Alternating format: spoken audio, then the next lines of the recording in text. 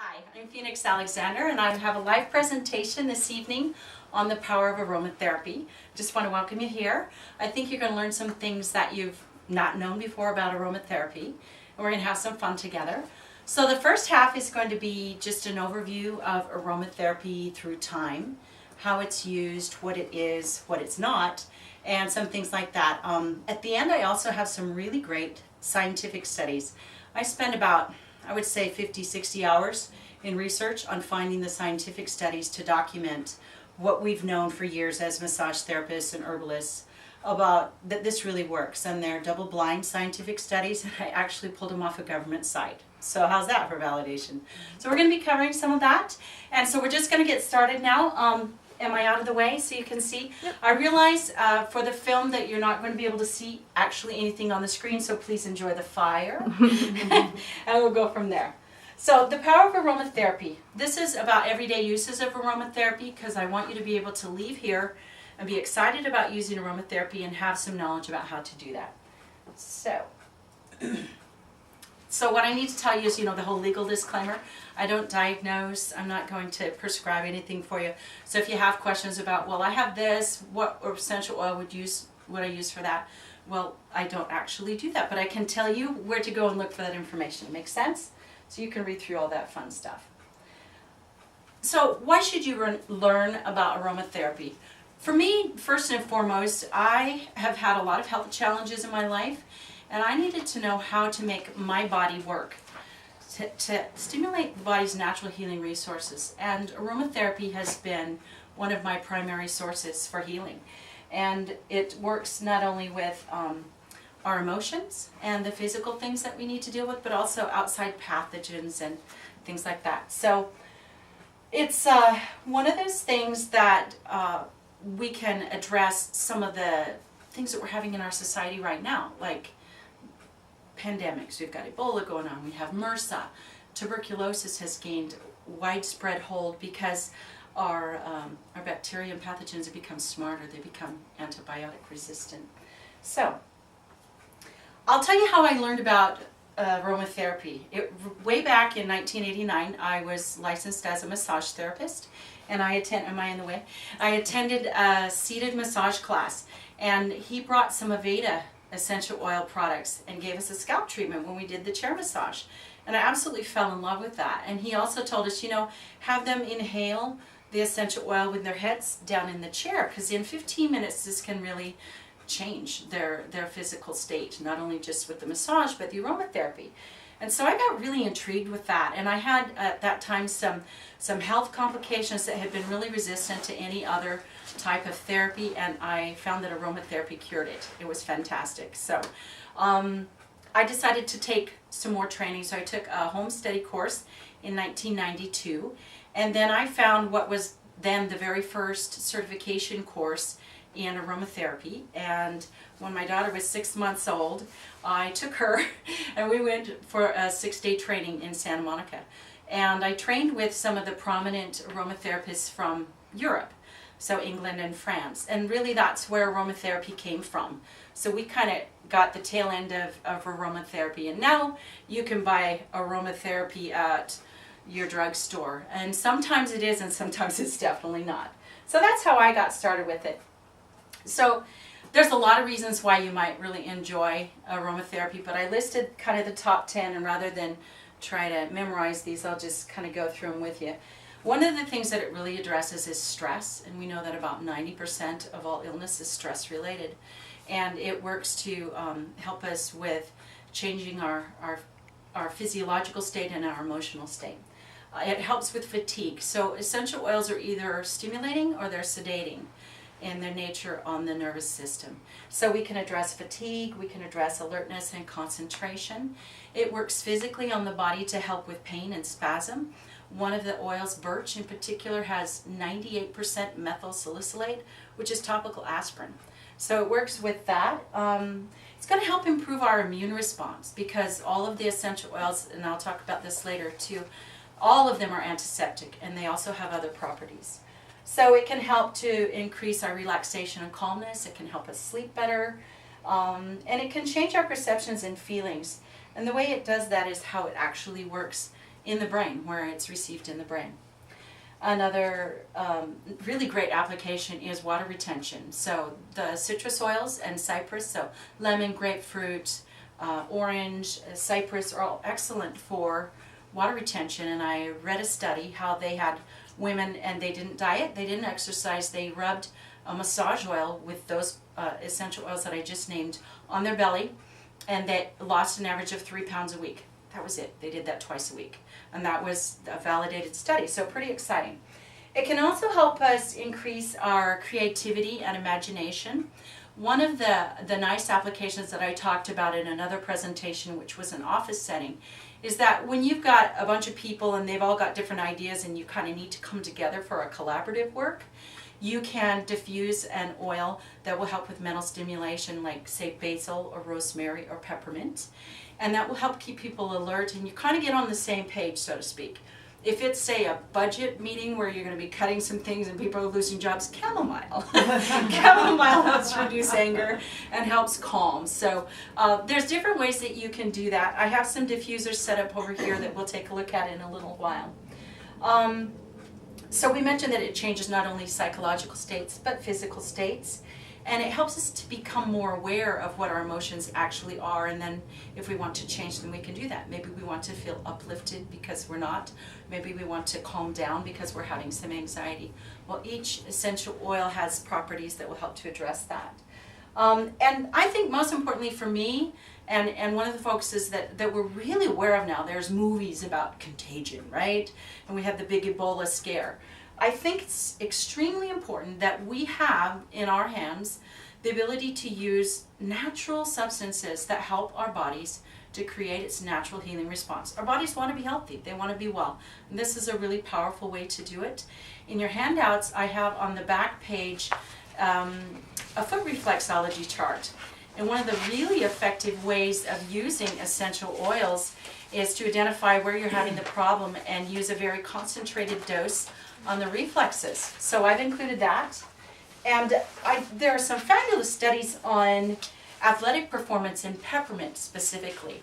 And peppermint influenced every marker, every measure of athletic performance and increased performance. It was pretty exciting. So aromatherapy stimulates your body's natural healing responses. We talked a little bit about that. And it has really important first aid applications. My family could tell you that we use peppermint, clove, and lavender like all the time. And so we use them in first aid. I remember getting a call from the school nurse, and my son was in 2nd or 3rd grade, and she said, your son's here, he got bit by a mosquito, and he's got like a histamine thing about the size of a quarter, and he's asking for lavender? and so that was the only thing that would make my son's histamine bumps go down. So I brought the lavender, and the nurse was astounded. Like, we put it on, 5 minutes later, that whole thing was gone. So they carried aromatherapy in their backpacks because they couldn't carry, aspirin or whatever. They always had lavender with them, remember? So they work really well in first aid applications. They're going to be antibacterial, antiviral, antifungal, some are antiseptic. Excuse me, they're all antiseptic. Some are antiparasitic, that's what I was trying to tell you, which is pretty important, right? Worms are pretty nasty. So, aromatherapy can help in virtually every situation except broken bones. It can't help heal the broken bones, but it can. They showed, I believe it was peppermint, that helped to knit the broken nerve endings. Pretty exciting. So, aromatherapy has applications in pandemics. Now, we can't say that, we cure this or that, but you're going to be using substances that allow your body to create that natural healing response. And I do have some amazing scientific studies again, and I hope that I have pulled up the correct version of this that has the scientific studies. Otherwise, we'll be kind of checking that out in the end. So I love the history of aromatherapy, and I could literally talk for 3 hours about aromatherapy in time and history. And so, I don't know, I think that's pretty fascinating. So I'm going to start with, basically most cultures have a history of using medicinal herbs and botanical plants for healing. This was pretty fascinating to me.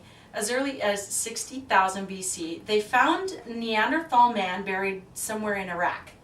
And he had with him pollens and herbal or botanical healing plants with him. 60,000 BC is when they estimated he lived. So if he was buried with those, they were very important to him. You only take the things with you that you think are really important, right? And so that's the earliest known use of medicinal plants. In 8000 BC, Ayurvedic medicine was introduced in India, and it is the longest continuously used medical use that we know of. So they use essential oils, they use extracts and infusions, but they actually use essential oils as we would in aromatherapy. And I love this. Hippocrates said that the way to health is to have an aromatic bath and scented massage every day. What do you think? Scented massage every day, that'd work, right? And actually at that time they were having a terrible plague, and it helped to keep them healthy. The Bible mentions quite a few of the essential oils that we use now. Frankincense, myrrh, spikenard, pine, myrtle, hyssop, and cedarwood are all mentioned in the Bible. Cedarwood is specifically mentioned. They talk about the cedars of Lebanon, and they were so prized that the Temple of Solomon was built with the cedars of Lebanon. And today the Tibetan monks diffuse cedarwood as a way to create an environment for prayer. They believe that it brings them closer to their spirituality. Cedarwood's a very grounding essential oil, so they've been used for a long time. This is in 1000 AD, this man, and I can actually say it, Abu Ali ibn Sina. Yes, studied a little bit of Arabic recently. But he went by Avicenna, and he was the physician to the princes. And he developed what we now use today, 1000 AD, the steam distillation process that we use for essential oils. And he wrote a 14-volume work, which is called the Canon of Medicine in English, drgnphx, and it was actually used for 700 years after that. And some of the ways that he said to use essential oils are still used now. Wow. Pretty impressive. And not only was it used in the Middle East, but it was used throughout Europe. So very important, and he did a lot of documenting of his own experiences as a physician and how using these essential oils worked. He was also the very first man to distill rose. Rose is a very hard essential oil to distill, and later on it talks about it takes 5,000 pounds of rose petals to make 1 pound of essential oil of rose. So it's very important. The rose is very much esteemed in the Arabic cultures in the Middle East, and the best roses are grown in damask roses. It is from Damascus, Syria.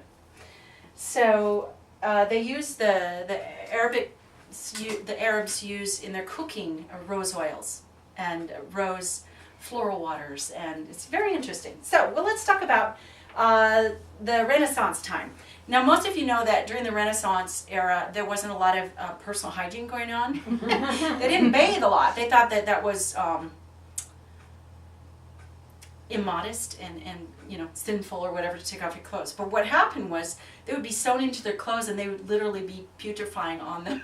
So they used perfume. Okay? They would spray copious amounts of perfume on them to cover up the smell.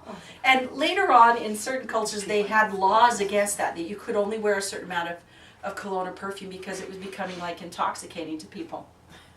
But one of the things they did, you know, it was during plague times and all of that, is they would strew herbs. So there were like chamomile and rosemary and hyssop and that were thrown on the floor to get rid of the creepy crawlies and to help with the bacteria. So strewing herbs were very popular.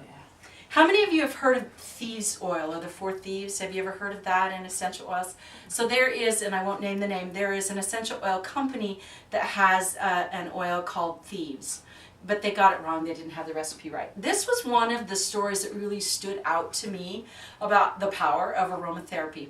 So there were 4 thieves, and it was during the plague's time where everyone was dying from bubonic plague.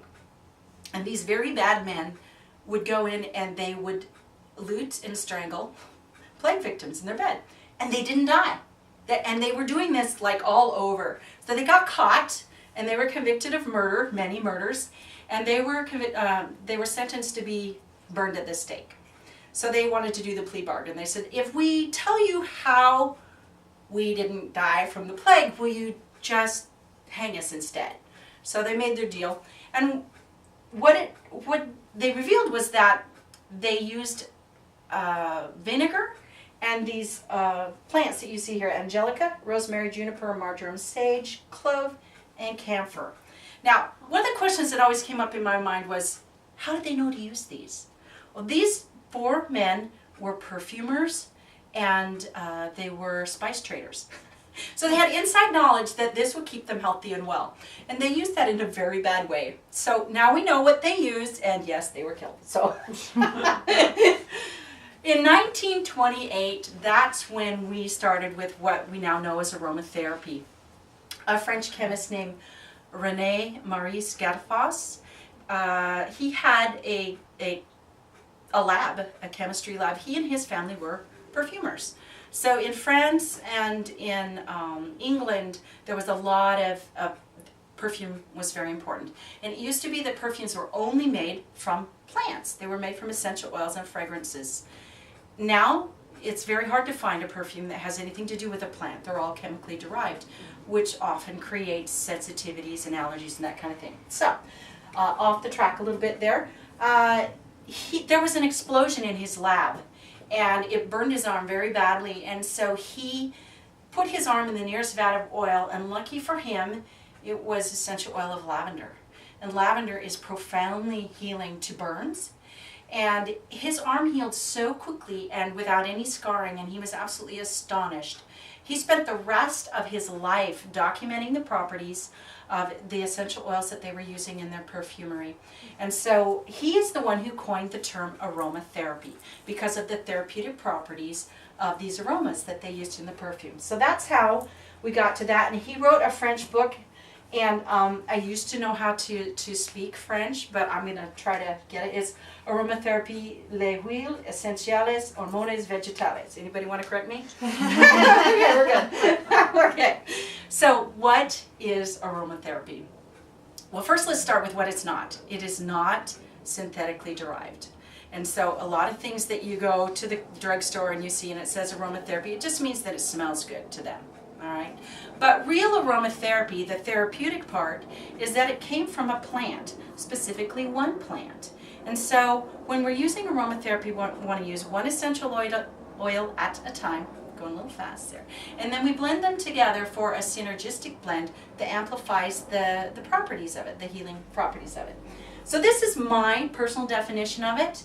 It's the skilled use of concentrated, pure botanical extracts, and they call them essential oils, for the mind, body, and the environment. Where are they extracted from? Well, they can be from a number of different places. It can be from the roots. Oils like vetiver and ginger come from the roots. It can come from the leaves, like peppermint, cedarwood is leaves. Come from the seeds, like coriander is a seed. Herbs, like chamomile, that type of thing. Fruit, so a lot of the citruses are from the fruit. And then we have flowers. And the flowers are the ones that usually work more in the mental realm. So they're really good for us.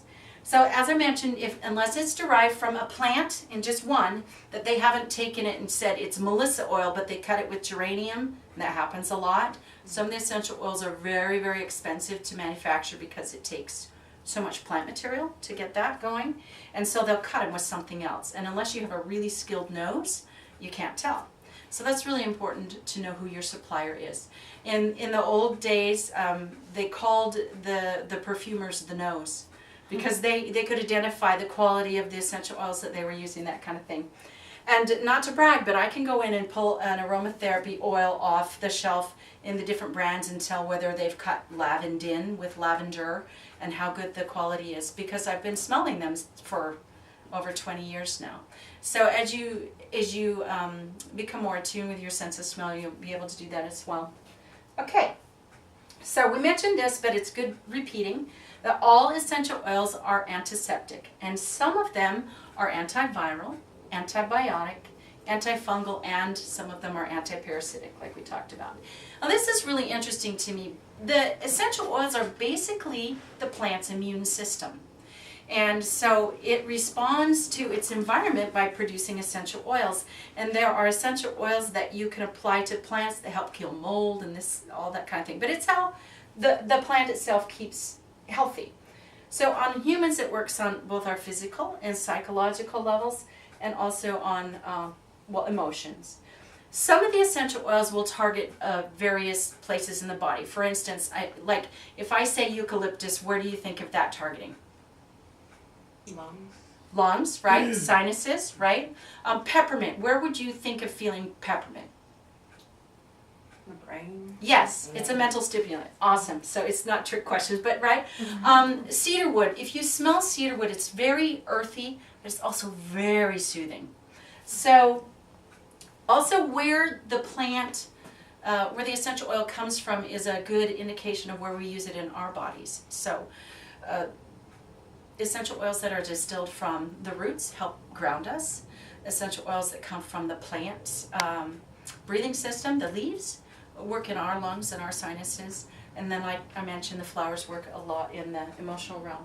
So we talk about essential oils as being volatile. What that means is that, yes, they are combustible, you can catch them on fire, but more importantly, they evaporate very, very quickly. And how that comes into play, and it's more applies to blending, and in your handouts you'll see that with each of the essential oils that I listed, I've got the blending properties. So in perfumery, we have base notes or fixatives, we have middle notes, and we have top notes.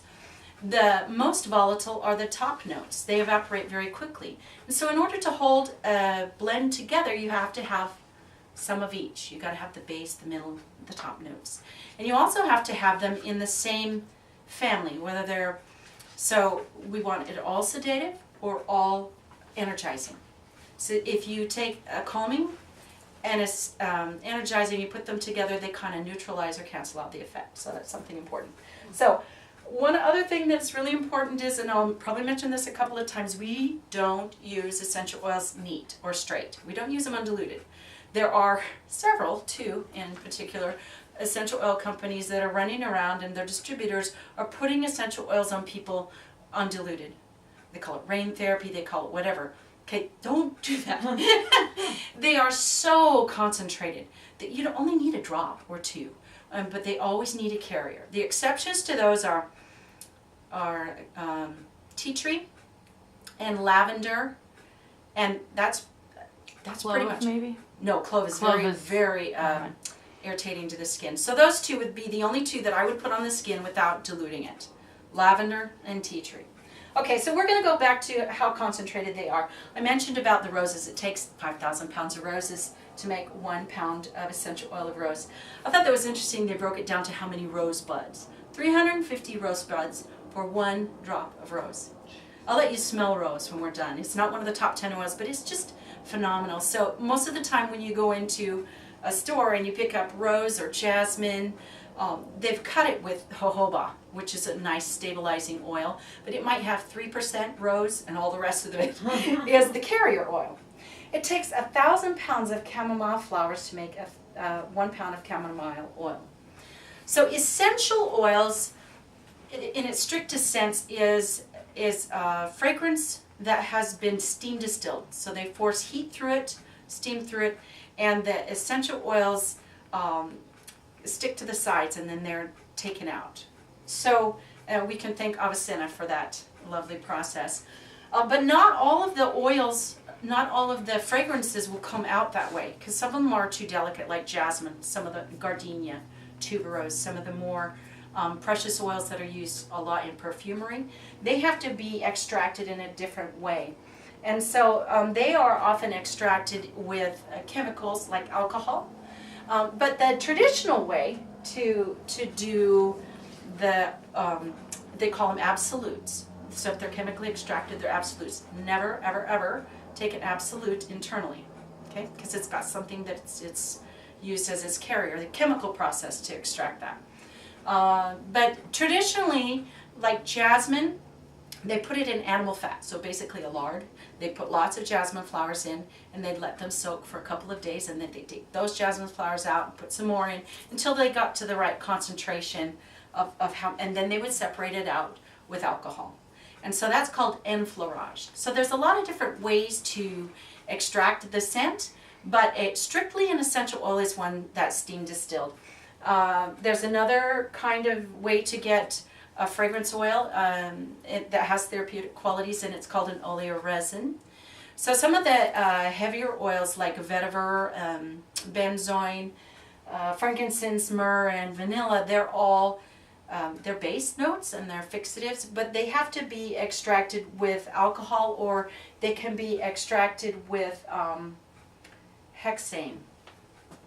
Hexane is not toxic, but in some of the third world countries they use benzene, which is a very strong carcinogenic property. So the reason I mention that is it's really important to know what kind of essential oil suppliers you're working with, and work with a reputable company, because they're so concentrated. You could be bringing things into your body that you really don't want. So I have actually found a supplier that I'm really, really happy with, and they work with individual farms and small groups, and they know the quality. So you can find that on my website, and we'll talk about that in your handout a little later. So this is kind of fascinating. Like I mentioned, America was a little bit behind in when we got aromatherapy. It originated in Europe. And so right now, and even when I had my studies 20 some years ago, they talked about when you go to your doctor, your MD, whether it's man or woman, they give you a prescription for aromatherapy. You go to the pharmacy and they give you an aromatherapy prescription. How different is that? Now in the United States, it is not considered a medicine. It's not considered a drug. It is not regulated by the FDA, and that is good for us. We don't want them to take it away from us. But one of the reasons why I'm doing this is trying to educate people that we need to self-regulate. We need to use the essential oils responsibly so that the FDA doesn't come in and try to regulate it and take these away from us. We need them. So anyway, you go to your doctor, and let's say you have something going on, a colon issue. Well, he may give you essential oils in an enteric-coated pill. You take those, it dissolves in the intestines, you're good. They're big on enemas. You might be prescribed an enema. You might be given a massage oil. Or they might tell you go home and take a hot bath with Epsom salt and soak that. You might use it in a diffuser. There's lots of ways to do it. But the difference being, the MDs prescribe it. It is considered medicine in Europe. Whereas here, it's aromatherapy. Okay? So what I do as an aromatherapist is I can teach you what the properties are, and then you draw your own conclusions, because I can't diagnose and I can't prescribe. But there's so many resources now. When I took my essential oil training and my aromatherapy training, we didn't even have the internet. I have like 12 essential oil books that I would have to go page by page through to try to find the properties that I need. And now you cue it in and there you are. So it's kind of exciting. In America, we were actually introduced to aromatherapy first through the skincare, and then hair care, and mostly massage therapists. Massage therapists have been really responsible for helping people to feel and experience the benefits of aromatherapy. Because if you get an aromatherapy massage, that's a whole different thing than shampooing your hair or just putting an oil on your face, right? Mm-hmm. So we've also been sold a lot of things that are not aromatherapy. So if it's synthetically derived fragrance, it has no therapeutic benefit. It's going to smell good, and that's great, but I want you to know the difference. There is therapy and immune stimulating properties to essential oils, and then there are fragrances that smell fantastic, and so that's the difference. And we talked about that if it's not a 100% from a single plant, then it's not aromatherapy and it doesn't have the therapeutic value. One of the things that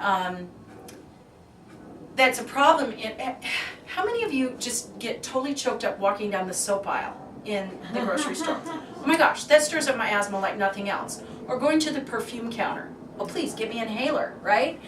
They're all synthetic scents. So that just gives you kind of a visual or a reminder of how we can kind of be bombarded with this synthetic scents. And it kind of dulls our own sense of smell. So we want to also make sure that you're inhaling essential oils too. Now this part is just outrageous to me, and I'm sure you're reading ahead, right? In America, they can call a product pure and natural if it has 5% natural substance. So what's the rest of it? right? So it's chemically derived, it's synthetic, they put it together in a lab. Or sometimes they'll actually use plants, but they take this, this phenol from this one and this sesquiterpene from this one, and they stick them together. Are they smarter than nature? I'm going to say no. So when you isolate properties and then you stick them back together, it reduces their therapeutic value. That's just my 2 cents there. So, this is important too. There are no side effects in the sense that we have with pharmaceuticals. Like, is anyone else amused and horrified by the commercials with, oh, take this for your asthma. You might die. But right? So there's so many side effects. So essential oils, the only side effects that you can have is if you use it on your skin and it's too concentrated, you might get a rash, or you could even burn yourself chemically. Or if you're allergic to it. Let's say, like chamomile, some people are allergic to chamomile. It's from the daisy family. So some people are. So that's it, though. You're not going to have any side effects that are worse than what it is you're trying to treat. And I think that's fantastic. And so once again, my little 2 cents in there. Let's learn about it, let's use it, and make sure that we help other people to use it responsibly, because I'm very concerned at this point, 20 some odd years later, how people are, here, put this on your arm, it's clove, yeah, peppermint, let's put that by your eyes, No, it's crazy. And I have clients coming in and telling me, yeah, I had this raindrop therapy, she put this undiluted stuff all over my back. Did you get welts? Well, it was a little strong. Yeah. So anyway, we don't want to use it neat, that's undiluted, okay? And if you do take them internally, only 3 drops in the whole day, okay? And the only things that I take internally are peppermint, citrus oils like lemon or orange or mandarin, and a caveat with that, the citrus essential oils come from the rind, and citruses are very heavily laden with pesticides. So if you don't get an organic citrus oil, you might be taking in a lot of pesticides. So if you're going to take it internally, make darn sure that you've got an organic source, and clove. So our favorite application for clove, it is my first resource when I start to get a sinus infection or sore throat, where you can feel it up in the soft palate and it gets scratchy and sore. And my favorite carrier is hot cocoa. So we'll take it. She's even told you about that, right? So we carry clove all the time. Everybody in my family has clove and lavender and usually peppermint in their homes. And if they don't have it, they come to mine to get it. So you put 2 drops of clove in your cup of cocoa and stir it up really good. So here's the thing with essential oils. You want to heat it up first and then put the essential oil in. Whether you're taking a bath and you put all the hot water in, and then just before you get in, you put your essential oils in. Or you're making a tea or cocoa. Heat it up first, just before you drink it, put the essential oil in. Otherwise it evaporates, the room smells great, but you don't get any of it inside. Make sense? Okay, so 1 drop can do amazing things. So you can kind of read through the list. I'm going to read it through with you because I didn't specifically memorize it. But 1 drop of peppermint rubbed on the back of the head can totally alleviate a headache. And I know that's true. I wrote it down and I thought, yeah, man, I have a headache. And I did it. So you would put it right here on the back of your head, kind of right under the base of your skull. And then you can wash your hands profusely, because if you happen to rub your eye after you have used peppermint on you, you're going to know it. It's going to burn and sting. Peppermint's really, really strong. Fabulous therapeutic benefits, but you got to be careful with it. I'll tell you an amusing but painful story about peppermint. So I got an aromatherapy book, and it said you can use 10 drops in a bath. They didn't say don't use 10 drops of peppermint in a bath. So I went away for a romantic weekend with my husband, a room with a jacuzzi, and I put 10 drops of peppermint in the jacuzzi. Not a good idea. It migrated to places that were very painful. And I thought I was going to die. And it was a less romantic weekend than I had anticipated, okay? So you got to know what the properties of your essential oils are. Hopefully that's age appropriate. So 1 drop of peppermint cuts down and clears through emotional blocks. This is really important when you're traveling. 1 drop of peppermint, stick it in your water, and you have to stir this, okay? You have to really agitate it if it doesn't have a carrier. Get your spoon and really get that going. It'll help with digestion, it'll kill the bacteria, and if you tend to have heartburn, it will really help with that, okay? 1 drop of lavender rubbed on the lungs will open up the lungs. There was a scientific study that I read about how lavender is so effective with asthma and chronic lung disease. And for myself, I have some pretty pronounced asthma, and if I can get essential oil of lavender or eucalyptus on my lungs, just rub them on my chest, you know, diluted with a carrier, I usually don't have to use them. I never have to use my inhaler. That's pretty exciting. But sometimes I didn't remember to bring my lavender, and then I'm in trouble.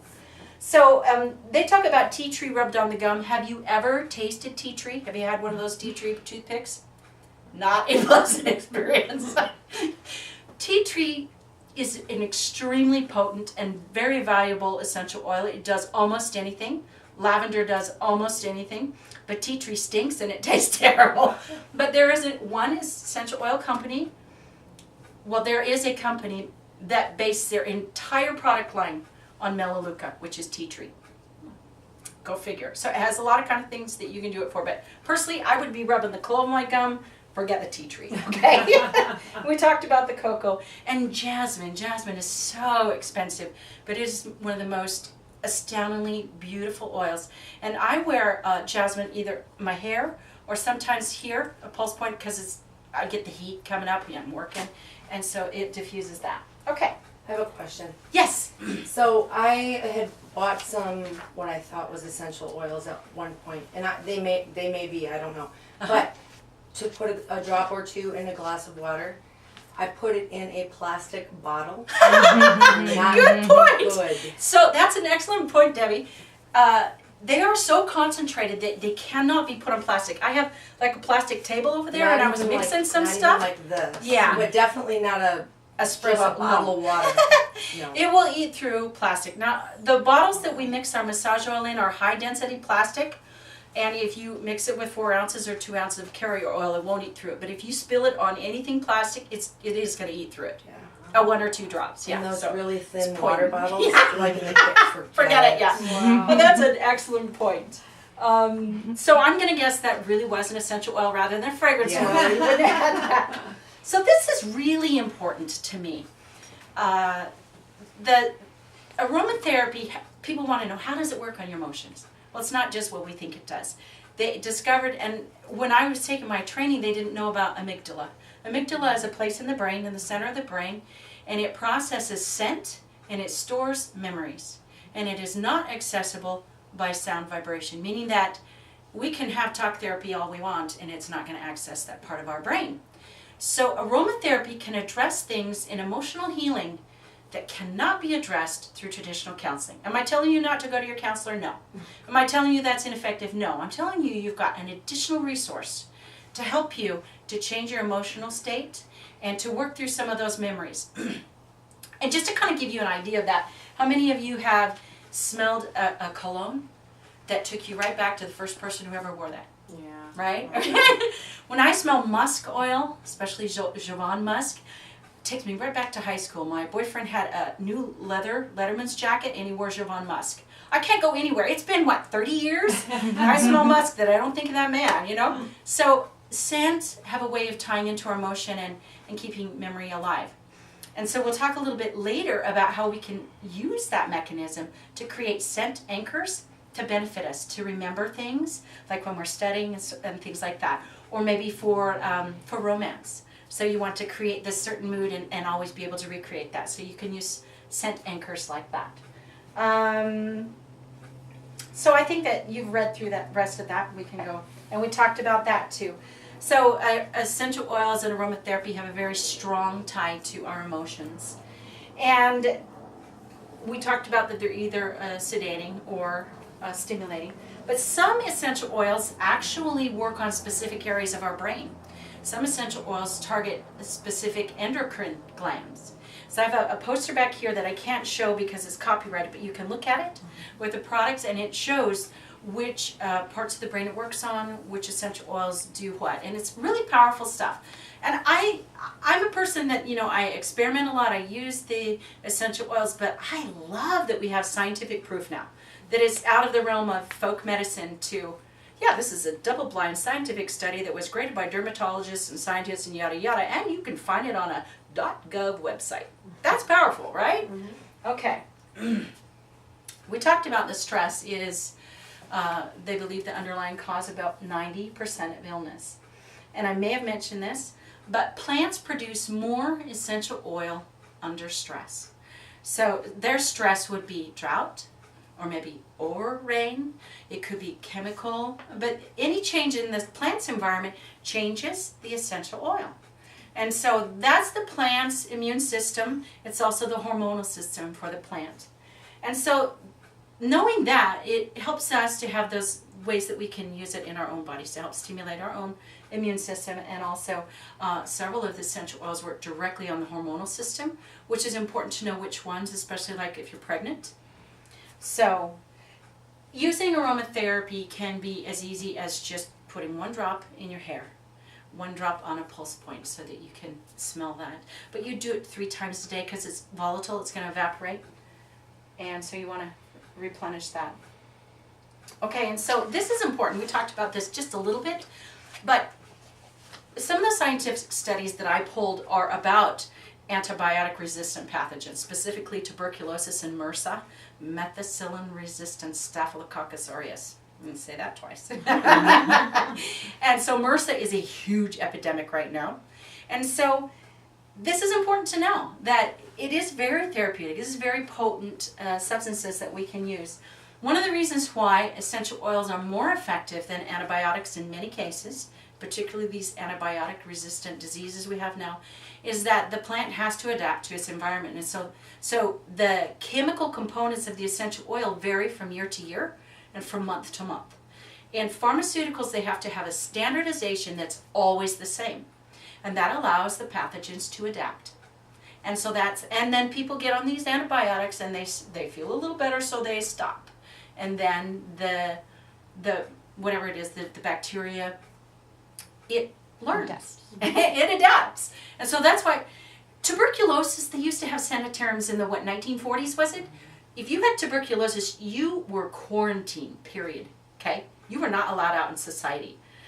And now, because we have some different political climate, it doesn't matter if you have tuberculosis, I can say that some days. You can get on an airplane and cough all you want and spread it through the air. You can get on a public transit system and do the same thing. And we have strains of tuberculosis right now that are so antibiotic resistant, it's terrifying. We learn about it as massage therapists, we learn about it as nurses and other healthcare workers. The general public doesn't know. So I want you to know that we have ways to deal with these kind of things. So we talked about that. Essential oils are 75 to 100% more concentrated than a dried herb. So that's pretty interesting. But I found this fascinating. Only 20% of the plants on the earth make an essential oil. So not all of them are fragrant, and not all of them have these therapeutic benefits. And I love this. This makes me happy because as I age, I see that my eyesight's diminishing. My children would tell you my hearing is diminishing. Some other things are falling apart. Our sense of smell does not diminish with age because our nose cells are replaced every 30 to 45 days. We can dim them. We can, if we're working in an environment where there's a lot of synthetic chemicals, then we can kind of diminish our sense of smell. But they're replaced all the time. And the sense of smell is 10,000 times more sensitive than any of the other senses. So that's a good thing if you work in an environment like mine, the nice spa with the essential oils. Bad thing if you work in a sewer treatment plant, right? Okay, so this is pretty amusing too. Well, maybe not amusing. That was amusing, right? So essential oils increase blood oxygen by 20%. So when you work out and you lose the oxygen, you get into an anaerobic state and you create lactic acid. So a lot of problems of toxins and pain come from a lack of oxygen. Essential oils can directly address that. This was fascinating to me. They did a study on Alzheimer's patients and ADD patients. And they found that through brain scan, MRI brain scans, and also through blood tests, that the brain oxygen increased by 28%. 28% more. And I know that I have it in here somewhere, but I'm going to mention it twice. They did an ADD study with subjective cognitive studies, so the person's saying, I can understand better or I can remember better, and other people, other professionals grading them, and then they did a brain MRI scan, seeing which parts of the brain lit up. Vetiver essential oil was ready, 100% effective in dealing with the cognitive process, lighting up the parts of the brain that need to be. So the Alzheimer's and the ADD patients are greatly benefited by vetiver, and then there was lavender, and there's another one it's listed. But so amazing things that we can do. Essential oils begin working in 1 to 2 minutes. So you pick up an essential oil bottle, you smell it, it's in your bloodstream, goes into your lungs first, and then it's diffused through the bloodstream. Now whether you inhale it or you put it in a massage oil, it's absorbed through the skin, circulates through the bloodstream. Foot bath, same idea. So whichever way you bring it into your body, it's going to be effective. The least effective way is taking it internally because you've got stomach acids and stuff. And who wants to create toxins? So if you take too much essential oils into your body, you can damage your liver and kidneys. Don't take it internally unless it's 3 drops only, and those couple of ones that I mentioned, okay? We talked about nerve endings. We talked about that lavender helps with burns. Peppermint does too, but by darn, you do not want to put straight peppermint or neat peppermint on a burn, okay? Just lavender. This is fascinating. They did a study on staph, not MRSA, not the methicillin resistant, but staph. And clove and cinnamon were 10,000 times more effective against staph than tetracycline. Impressive, right? 10,000 times. In Germany, I believe it's Germany, they have a procedure. Anytime you have surgery, they use clove. It works in the anesthetic, and then they use it afterwards, and they come out of their surgery alert 20 minutes after the surgery. And the incidence of illness afterwards, you know, the secondary infection that you pick up at the hospital, it really reduces that. Pretty exciting. So we talked about that the power of the essential oils can increase when you blend so either calming or sedating or energizing blends together. So it actually amplifies them. But you can also get tremendous benefit from just using one single oil. And we talked about using 1 drop at a time. We've talked a little bit about how they work on the emotions and the body and then in the environment. So we use room sprays or a diffuser. And let's talk about an application at work. So if you have a really cranky coworker, you might want to just diffuse some chamomile. Chamomile is the oil for anger, and it's calming. It's really good for irritable children, that kind of thing. It's very calming. It's very antibacterial. So, you know, you wouldn't even have to let them know, so-and-so's coming to get that chamomile. Okay. When I was doing this presentation in a place where they do conflict resolution, they go in and do mediation all around the world. He's like, that's the mediation product essential oil. It's going to be chamomile. Yeah, that's it. So you can use it in that way in the air. We can use it in our skincare. I make a face oil that I use every day because my skin is losing its elastin. So I promised that I would tell you what the Egyptians did to preserve their skin. So this is a good place to interject it. In the mummification process, which preserved skin that was dead, for thousands of years they used cedarwood, frankincense, and myrrh. So guess what's in my face oil? Right? Because it helps with mature skin and that kind of thing. And actually I do look amazingly younger than I actually am. And I attribute that to... I just say so myself. That just says yes. Oh, it is here. See, I get ahead of myself. You're reading along going, she doesn't know it's there in her notes. Like I said, I don't often use the PowerPoint, and I don't like to be stuck to it where I'm reading it, you know, per se. So, oh, there's my vetiver study, 100% effective in the ADD patients. So peppermint and basil work to stimulate memory. So it's really good in the office setting or at home. If you have some extreme mental work you need to do, maybe you got a long, tedious task and you get the afternoon slump, peppermint and basil will really work for that. And junipers are really good. Rosemary, peppermint are all good for stimulating the memory and the nervous system. And so this is how I talk to you a little bit about scent anchors. So when I was in massage school, I used aromatherapy a couple different ways. So if I had a challenging presentation that I needed to do, I wore jasmine. I would smell it when I was preparing, and I wore jasmine. Jasmine is an oil of confidence. It's kind of a power oil, but it's also, it is sometimes used in male fragrances, but it's pretty much a female oil. It's like, yeah, I can do this. And it's kind of a feel-good oil. So I would use jasmine. And then it would take that preparation and bring it all out in a way that just psyching myself what my affirmations wouldn't do, because I'm working with a different part of the brain.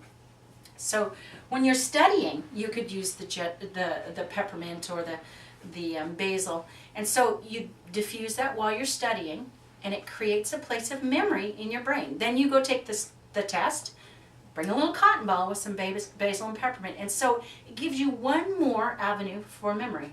Isn't that cool? So that's a scent anchor. They use anchoring a lot in neurolinguistic programming, but they don't know about essential oils, so we got it on them. So we talked about some of the common health problems that essential oils can address. And we talked about MRSA, tuberculosis. I don't know how it affects Ebola or some of those other pandemics or epidemics that are going around.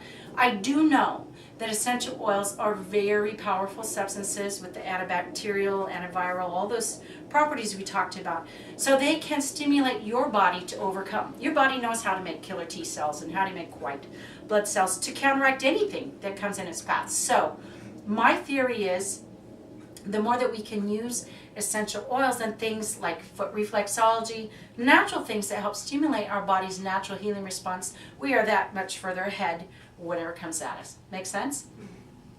So the studies that I found, they talked about high blood pressure being treated with lavender, ylang ylang, and bergamot. There was a place in, it's not Sri Lanka. Can't remember the name of it. It's probably in your handout. They diffuse essential oil of orange and lavender in the air in the preoperative phase to calm them down. They've got 5 or 6 studies about how they use it in a dental application with children and other people who are having anxiety, how it calms that down. But it does it does lower blood pressure, it lowers heart rate, lowers anxiety.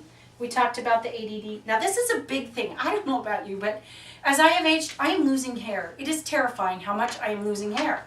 So I am using lavender, ylang ylang and cedarwood. And so you have to make sure that nearly all of our hair products, and my daughter could back us up on this, have silicone in them, some kind of plastic. Well, it plugs the follicles. And after you've got that on there, then they can't grow through. So it's FDA proven. The cedarwood has clinical studies, and the ylang ylang, that it does promote hair growth. So let me tell you, I'm using it. The other thing is, as you massage the scalp, it brings blood flow into that area. So that's a helpful thing. Insomnia works well with chamomile, lavender, marjoram. I know you're reading ahead. Depression with chamomile, clary sage, and ylang ylang. So this is for the viewers that don't get to see that. And we talked about the weight loss, about those women losing the weight by just using massage oil. These are a couple of other ways that you can use aromatherapy every day, because that's what I want you to do, is start using it every day. Programmers, data entry people, students can reduce keyboarding errors. They did a study in Japan that showed that keyboarding errors are reduced by 20% by diffusing lemon in the air. How easy is that? And you can also reduce the amount of time spent out work. Like if you work in a hospital setting, or how often are you like in a cubicle that's right next to somebody hacking up a lung? And you know, it's traveling through the air. So you can use your diffuser or your room spray, and it benefits everyone. That's going to cut down on illness. And this was a very important study they did with 98 essential oils to test against MRSA. And there were 3 that killed MRSA. Lemongrass kills MRSA on contact. It kills it within 1 minute in the petri dish. Lemongrass. And it's a pretty unknown oil. It's not one of the big major oils you use all the time. But lemongrass is an important one. And then eucalyptus and tea tree were the other 2. So I think that those are really great to put in a little bottle and spray your own gym equipment when you get there, okay?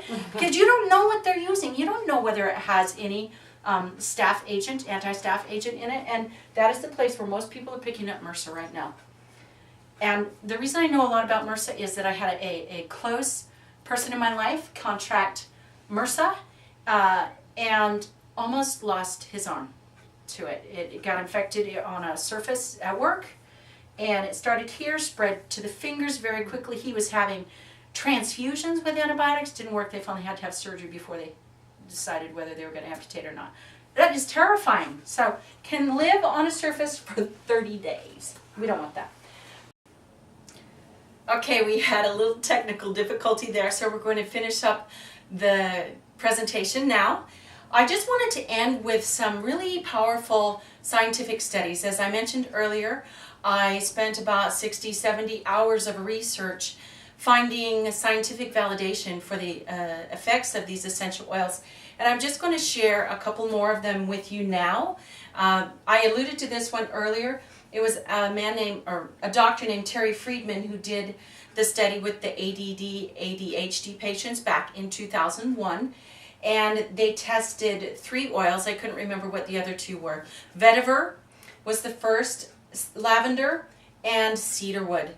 And they found, they did the brainwave studies, and then they also asked them how their concentration was, and then they had observers to tell them how they observed their ability to concentrate and do the tasks.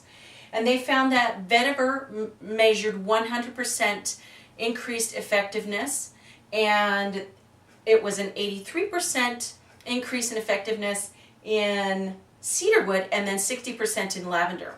What's really exciting about this study is that if you know anyone who's on ADD, ADHD medication, it has some really powerful effects and some very powerful side effects, and sometimes it tends to alter their personality a little bit. And so these profound results that were gained with 100% increase in effectiveness and the ability to concentrate were done without the side effects of the pharmaceuticals. So that's really exciting. There was another study done on clove. Now, clove essential oil is as we talked about earlier, one of the very highly antibacterial oils. And so this one was tested against the Pseudomonas bacteria, which is a very virulent microbe. I know that. I got a Pseudomonas infection when I went to have my daughter in the hospital, and it was quite a fight. 3 rounds of antibiotics and essential oils, including clove, to get that to die. And I read later about, I believe it was a Brazilian supermodel who died from a Pseudomonas bladder infection. So what they concluded was that clove oil was very effective in fighting Pseudomonas. So again, my own personal story with that is that the antibiotics alone did not take care of it. So I had to use the clove. So very exciting. So I have 2 more studies I wanted to talk to you about that involve orange oil. Now, orange oil is not necessarily an oil that we really think of as being highly antibacterial, but these studies showed that it actually is. This was an interesting study. It was done with 40 adult males, and they put them in anxiety-producing situations. And then they measured things like their heart rate, oddly enough, their gastrocnemius, I can say that most days, the calf tension, and then also asked them about their anxiety levels before and after the test. And what they did was they diffused between 2 and 10 drops of orange oil. And the conclusion was that it said, the present results indicate an acute anti-anxiety activity of sweet orange aroma, giving some scientific support to its use as a tranquilizer by aromatherapists. So very fancy way of saying, hey, guess what? It actually works. And we tested it on 40 adult males who were put in an acutely stressful situation, and it worked really well. So that's what they mean by saying it had acute anti-anxiety producing effects. This, another 2 studies with orange oil. Now, in your handouts, you'll find a lot of studies. I made sure that you had those. And also you will have the properties of the top 10 essential oils, including the way that they work on the mind and emotions, the body, how they blend, what they blend with, and also how they work on which organs and which organ meridians that they treat. So this one is just about orange, and they tested, this was another MRSA study, and they used the orange oil on wounds that had previously been treated with antibiotics, and they found that when it was applied in the dressing model, that it rapidly killed the MRSA and there was no damage to the tissue.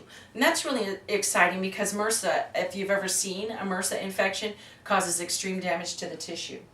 And then they did another study. We've talked a lot about tuberculosis, but like I said, it unfortunately has become near epidemic at this point. So they did a study with Valencia oil and tuberculosis, and they found that the conclusion was that it inhibited some of the strains more than 99%.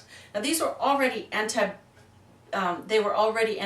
resistant strains, and so they used orange oil to kill the bacilli, they call it. So it's very, very exciting, all of the things that essential oils can do, and now we have this fabulous scientific community that is researching the properties of essential oils, just like I told you way back that René Maurice Gattefoss, who coined aromatherapy, devoted his life to studying those properties. So that concludes our presentation tonight on the power of aromatherapy. I'm really glad that you were with me today. I appreciate you in the audience that will be watching this via film, and I'll make sure that you also have the handouts that I've talked about. And I want you to be able to go home now and actually feel very excited and confident about using aromatherapy. And in your handouts, you'll find a plethora of information about how to use the top 10 essential oils and a little bit of the highlights that we talked about today. So I do have a follow-up program, a second one where we go through extreme, not extreme, but in great detail, the top 10 essential oils and some of the history of them, and also some blending practices, and then you get to do some hands-on work with that. So that will be coming in a next and another presentation. So again, thank you for joining me today in the power of aromatherapy. I'm Phoenix Alexander, licensed massage therapist and certified aromatherapist, and author of Turning Trials into Triumphs, The Way of the Phoenix. And in my book, which is available on Amazon, it has an entire chapter devoted to aromatherapy because I'm so passionate about it. So thanks again, and we'll see you on another presentation.